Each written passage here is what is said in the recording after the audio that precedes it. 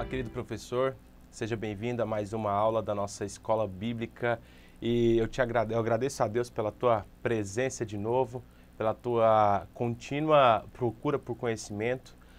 A você que está aqui pela primeira vez, seja muito bem-vindo também. Nós somos a Assembleia de Deus de Blumenau, você está nos canais da Assembleia de Deus. Peço que você se inscreva na página, curta, compartilhe com seus amigos de escola bíblica. Em todos os detalhes nós temos lições de subsídio semanais.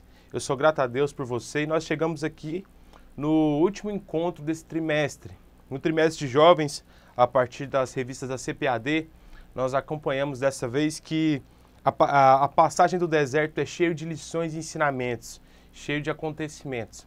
E nós chegamos aqui na última lição, nos últimos passos para sair do deserto e transpassar o Jordão.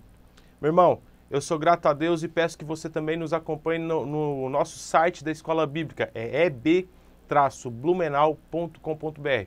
Lá vai estar disponível os PDFs, vai estar disponível o material e também lá direto você consegue assistir às aulas da Escola Bíblica pelo YouTube. Meu irmão, abra sua Bíblia aí, ó, na lição de hoje, que está em Números 13 como texto principal, Números 32, perdão, como texto principal, e abra na 13ª lição, a última lição sobre o deserto, onde diz que tudo vai passar. O deserto vai passar. Para essa lição, é importante você separar com os seus alunos o que eles aprenderam até então. Selecione ali 3, 2 dos seus alunos mais assíduos. Como interação, eu tenho essa proposta para você. Você selecionar esses 2, 3 alunos e os próprios, através de uma interação entre eles ali, venham relembrar todas as lições, desde a primeira até a 12ª, como um memorial do que foi estudado durante esse trimestre. Essa proposta, além de promover esse refrescar dos ensinamentos adquiridos durante esse trimestre, também promove a interação entre os alunos. É muito útil e fundamental. Também te proponho a fazer aquele grupo no WhatsApp, como sempre, e os seus alunos mandar de forma diária e regular a agenda de leitura. Acompanhe eles lá, incentivem eles a ler, faça pequenas aplicações, seja sempre breve, aplicações de 30 segundos a 45, no máximo 1 minuto, para estimular eles a ler. O seu objetivo não é fazer uma pregação, o seu objetivo é despertar o interesse pela leitura bíblica. Então, é fundamental você no grupo do WhatsApp, lembrar a todos, busque sempre no mesmo horário, cada dia da semana no mesmo horário, você fazer a leitura e fazer a aplicação. Breve, não se esqueça, breve. E é fundamental, isso vai gerar para os seus alunos vários ensinamentos, vai gerar para a sua turma esse interesse pela Bíblia, né? Esse interesse pela leitura diária, o alimento diário, que é a palavra de Deus, né? O nosso pão diário. Meus irmãos, os objetivos dessa lição, querido professor, como sempre, três objetivos principais, né? Esses 3 principais subdividido em 3 outros objetivos, né? Ou subtópicos, que faz com que a lição seja mais cadenciada, né? Mais fácil de digerir. Os objetivos dessa feita são mostrar o perigo de ficar no limiar da terra prometida, compreender que para receber os benefícios do Senhor é preciso ter fé e conscientizar de que um dia nossa jornada nessa terra chegará ao fim. São 3 pontos fundamentais de aplicação nos nossos jovens, né? 3 carências dos nossos jovens, esse desviar da atenção, né? Essas múltiplas ofertas que chegam para minar a atenção de todos, né? Não só dos jovens, mas na juventude, principalmente a juventude pós-moderna, isso é amplificado à 10ª potência, né? Esse excesso de pequenas coisas que chamam a nossa atenção e acaba tirando a nossa atenção do alvo principal, que é Cristo, que é Deus, que é a terra prometida. Também compreender o papel da fé, o firme fundamento daquilo que não se vê, mas se acredita, um salto cego em direção a Cristo, né? Desprovido de amarras, desprovido de estereótipos, que nos conduz à pessoa de Jesus Cristo. Mas esse caminho é pela fé que nós somos salvos. Além disso tudo, trazer a consciência dos seus alunos que essa vida é passageira. É comum na adolescência e também no período da juventude ali, a mente, a consciência de que nós somos imortais. A vivência, né, o modo de viver como se não fosse nunca se defrontar com a morte. Isso é uma mentalidade inerente à juventude, mas eles devem ter sempre em mente que a morte chegará para todos. É parte principal, fundamental dessa vida, pois é a fronteira para a vida eterna. É a fronteira que nos direcionar, seja para a condenação eterna ou seja para o deleite eterno do Senhor. Esses três objetivos destrinchado vai refrescar todas as outras lições durante esses 40 anos de caminhada no deserto. O texto do dia está lá em Josué, né? A figura principal desse período de transição, essa passada de bastão. A figura principal é, sem sombra de dúvida, a figura de Josué, esse homem corajoso e valente, mas, sobretudo, confiante em Deus, confiante e dependente de Deus. Esse aqui é as palavras do próprio Deus, né?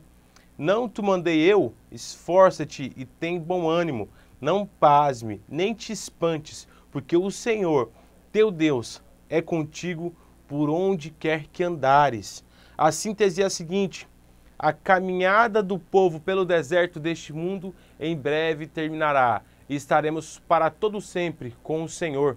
Coloquei uma frase do famoso livro do Agostinho de Hipona, que está no seu livro Confissões. Essa frase diz o seguinte: que para o teu serviço se consagre tudo de útil que eu aprendi em criança. Para ti, a minha capacidade de falar, escrever, ler e contar. Né? Ele deposita a sua confiança, a sua vida totalmente em Deus. Todas as suas faculdades são prismadas para a glória de Deus.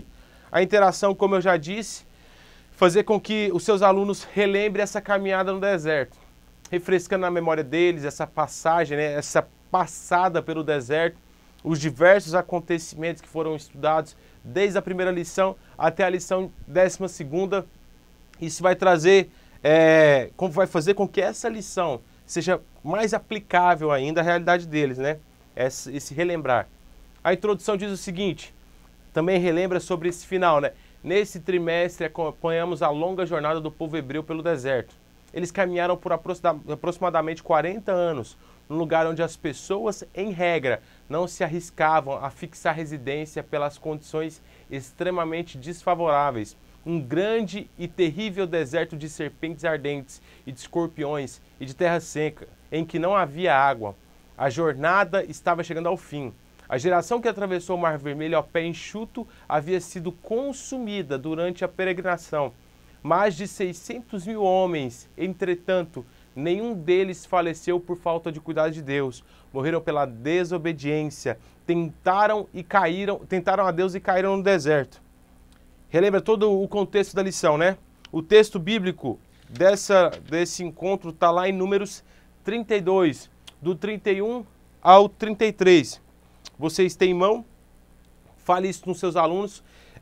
Do 31 ao 33 e Números 33, do 50 ao 56. Faça aquela lição, aquele procedimento padrão, né? De uma leitura intercalada. Cada um dos alunos lê um versículo. Isso faz com que eles entrem cada vez mais na lição, né? Para o primeiro tópico, eu separei algumas frases fundamentais da lição, né? O primeiro subtópico é a antecipação da herança.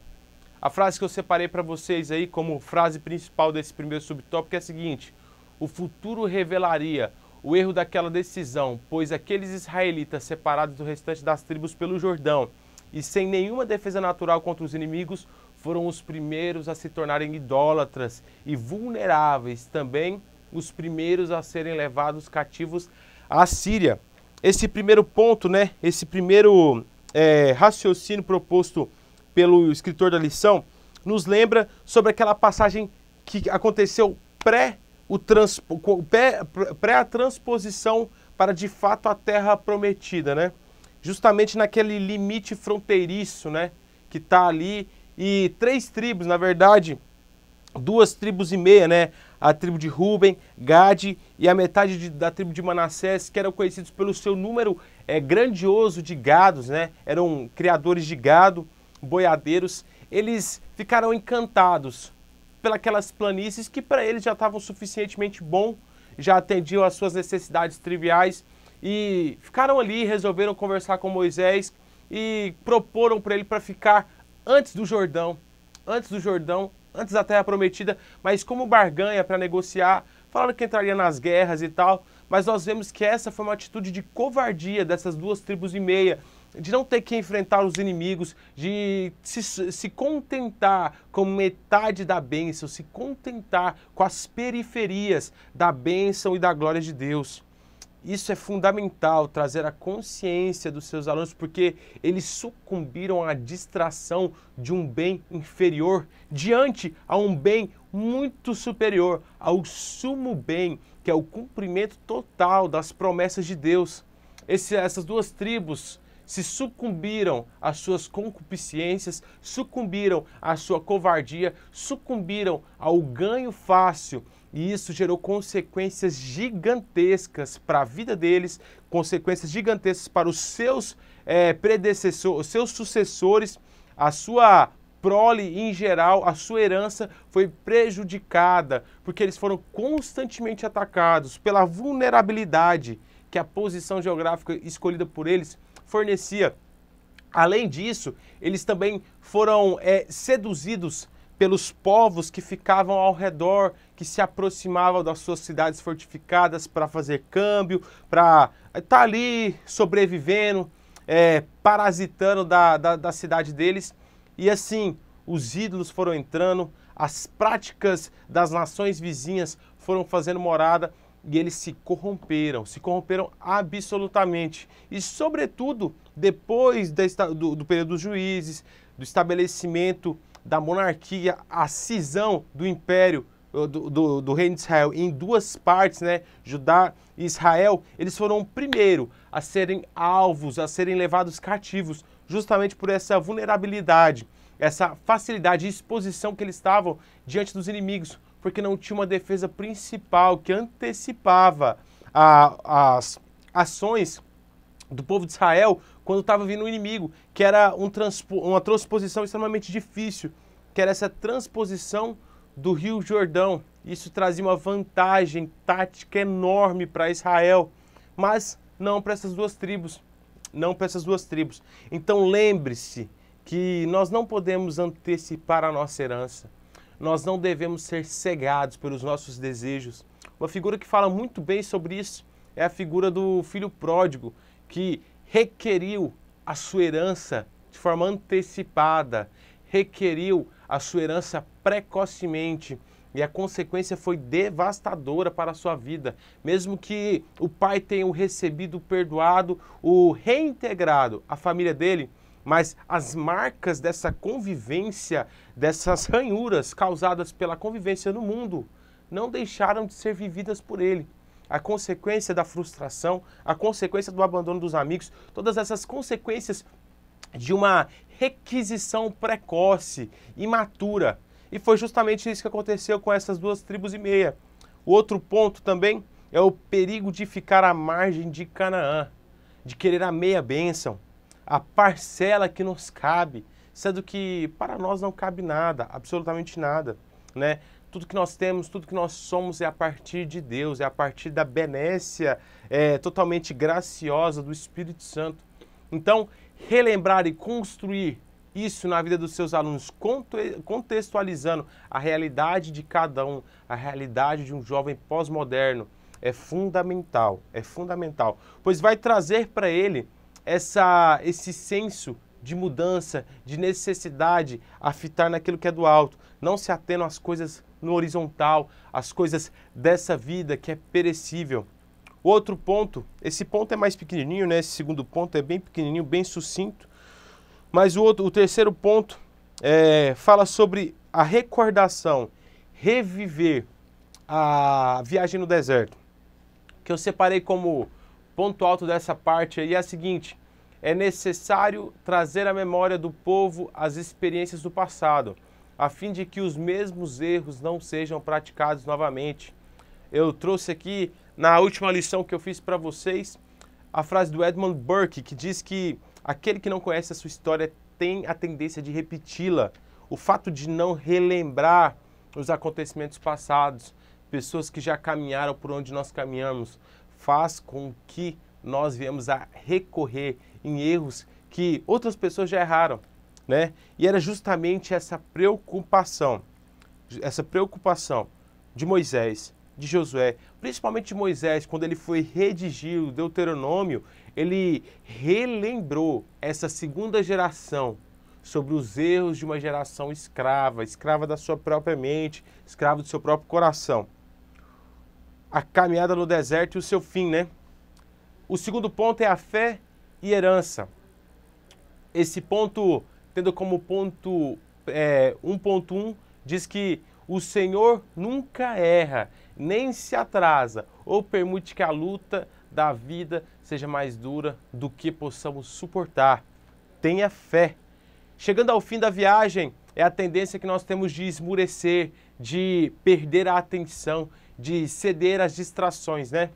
E esse relembrar é muito importante para as nossas vidas, é salutar para as nossas almas, relembrar que Deus não se atrasa, esse ditado do mundo, né, de que Deus tarda, mas não falha, é falácia, é heresia. Deus não tarda e não falha, Ele age no momento certo, na hora certa, Ele nos atende de forma pontual. E nós vemos isso durante toda a caminhada no deserto, que Deus não deixou que nenhum dos seus fossem sugados pelas necessidades básicas do nosso organismo, fosse sugado pelas as situações geográficas, igual modo pela natureza. Eles foram derrubados pelo próprio coração, foram derrubados pelo pecado que habita em cada um dos seres humanos. Isso é muito importante nós relembrarmos e trazemos à memória dos nossos alunos essa consciência de que nós não devemos ceder a essas falácias do mundo, que diz que Deus abandonou, que Deus não está em todas as coisas. Lembramos que tudo é para Ele e por Ele, e todas as coisas que nós fazemos é um reflexo daquilo que Ele faz em nós. Segundo ponto é a herança pela fé, uma visão. O Senhor estava fornecendo uma visão aos hebreus do que seria a herança deles, esse vislumbrar ante a terra prometida, essa preparação pré-guerra, pré-conquista, era fundamental, porque a conquista total da terra prometida só seria possível com Davi, muitos anos depois, mais de 4 séculos depois. Mas lembrar isso e fazer com que se perpetuasse de geração em geração foi o caminho possível para que esse povo viesse a conquistar. Mesmo de forma tardia, pelos seus muitos pecados recorrentes, mas eles conquistaram em cumprimento da palavra de Deus, não em cumprimento de palavra de homens, mas porque Deus honra a palavra dele. E Deus tinha dado a Moisés, tinha dado a Abraão que o povo dele seria fértil e herdaria uma terra que emana leite e mel. E assim se cumpriu. Se cumpriu em totalidade através de Davi, né? O terceiro ponto, herança pela fé, uma proteção. A herança oferecida pelo Senhor, entretanto, deveria ser conquistada com força e coragem, pela fé. Ao analisar os diversos relatos de números do exército judeu, nós vemos o quanto essa conquista foi pela fé. Os diversos governantes, os juízes, os reis, os sacerdotes, que ao seu redor, estando ali numa posição geográfica desfavorável, que era a esquina do mundo, onde coabitavam impérios gigantescos, ora os assírios, ora os egípcios, ora os persas, ora os romanos, todos ali se encontrando, confluentes, Israel no meio desse caldeirão, que é aquela região do Oriente Médio, da Palestina, mas eles eram fortes e guerreiros, combatentes. Acima de tudo, as principais vitórias deles só veio mediante a fé em Jesus Cristo, só foi possível mediante a fé em Deus, a fé na promessa de que eles herdariam a terra tão prometida, tão ansiada por cada um deles. E segundo, no terceiro ponto, né, no ponto final, o 3.1 diz assim: a oferta dos levitas Santidade e justiça são virtudes imprescindíveis para quem quer ser abençoado. Israel sabia que a bênção do Senhor decorreria da obediência ao seu padrão ético e moral, e por isso essas determinações foram atendidas. Depois da experiência com essa primeira geração que cedeu ao deserto, que não suportou se manter casta a Deus em justiça e santidade no deserto, a lição fundamental que ficava era preservar a integridade em Deus, preservar a justiça em Deus e, acima de tudo, seguir cada passo, cada preceito de forma estrita e inegociável. Manter isso como uma oferta libada, uma oferta constante, foi o passo que proporcionou a esse povo o favor de Deus. Os momentos de desfavor da parte de Deus ao povo de Israel sempre foram precedidos de grandes apostasias, grandes situações ao qual o povo cedeu à idolatria. Então nós vemos que Deus é acima de tudo justiça, Deus é acima de tudo santidade. E Ele requer isso de nós, pois o seu Espírito habita em nós. Não seria diferente, não teria outro caminho a não ser a nossa conduta libada, santa e irrepreensível, com atos de justiça. O 3.2 é estabelecimento das leis justas. As leis tinham um propósito maior, apontava sobretudo para a justiça que provém da cruz do Calvário. Eram justas, proféticas e messiânicas. Cada um dos mais de 600 preceitos de Deus, cada das mais de 600 leis propostas por Deus, relembrava, tinha como efeito trazer a dependência total de Deus, pois nós somos pecadores e somos impossibilitados, devido à nossa natureza, de cumprir em totalidade a lei. Só temos essa possibilidade factível a partir da cruz do Calvário, através da morte e ressurreição de Jesus Cristo. As leis tiveram como característica principal essa estruturação, essa maturação e preparação para o advento do Messias, para a transformação e o evento principal da história da humanidade, que é a morte e ressurreição de Jesus Cristo, ao qual a todos nós foi ofertado a salvação. E como terceiro ponto da parte 3, fica conquistando o impossível. A vida do crente é semelhante ao do povo de Deus no deserto. São muitas estradas empoeiradas pelas quais devemos trilhar, tendo em vista o aprimoramento espiritual para depois tomarmos posse das bênçãos que estão preparadas para aqueles que amam a Deus.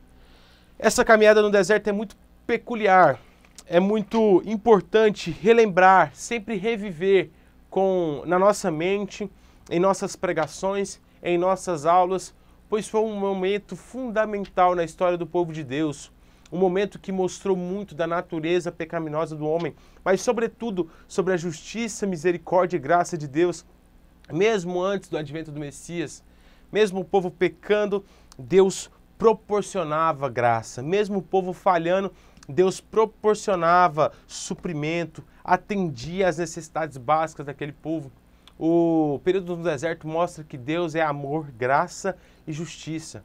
O período no deserto mostra que nossa vida, ela tem momentos de pisar em pedra, momentos de queda, mas ela também tem momentos ao qual o próprio Deus nos levanta. Tem momentos de ausência de água, mas também suprimento por parte da água viva que é Jesus Cristo. Tem momentos de apreensão em meio ao impossível, mas de igual modo a propiciação desse impossível por meio daquele que é o Deus do impossível. Esse período do deserto tem que estar sempre em nossas leituras, em nossos devocionais, pois mostra a nossa natureza. A nossa natureza e, sobretudo, nos evidencia a nossa dependência em todas as coisas.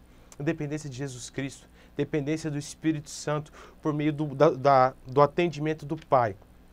Meus irmãos, lembre sempre, Deus se apraz na verdadeira obediência e adoração. Moisés, esse homem, esse legislador, esse homem culto que passou por momentos grandiosos em sua vida, mas sobretudo nos mostra o que é ser humano, o que é ser falho, mas também dependente. Todos os que tiveram que passar pelo deserto foram colocados à prova, inclusive Moisés, provados por si mesmo, sua humanidade, falência moral e desejos. O deserto é a escola, por mais clichê que soe, é escola para humanos genuinamente humanos. Devemos nos lembrar sempre que nós somos homens. Isso nos relembra também a dependência de Deus. Meus irmãos, como sempre, indicação de 2 livros. O reverendo Hernandes Dias Lopes dispensa apresentações, né? Os livros dele são bem fantásticos. E esses especificamente porque são 2 livretos muito pequenos, que é o Vencendo os Gigantes. Esse livro é maravilhoso, da United Press. Te indico muito, compre ele. É um livro baratinho, de 8, 10 reais. E bem legal, bem bonito de ler, numa folha boa. Vale muito a pena a aquisição desse livro. E também o Morte na Panela. Morte na Panela, que é um outro livro do Hernandes Dias Lopes. Também um livretinho bem barato, de uns 8 reais, 12 reais. Compre esse livro, leia como devocional. Inclusive, Agnos, se quiser patrocinar a gente, fica à vontade. São livros maravilhosos, indico muita leitura. Livros que você lê num dia, 2 dias, 30, 40, 70 páginas, bem rapidão, e vai acrescentar muito a sua vida pessoal. E assim você vai poder também acrescentar aqueles ao qual você dá aula. Meu irmão, sou grato pela sua vida. Que Deus venha abençoar você fortemente e grandemente. Continue firme no próximo trimestre. Que Deus abençoe.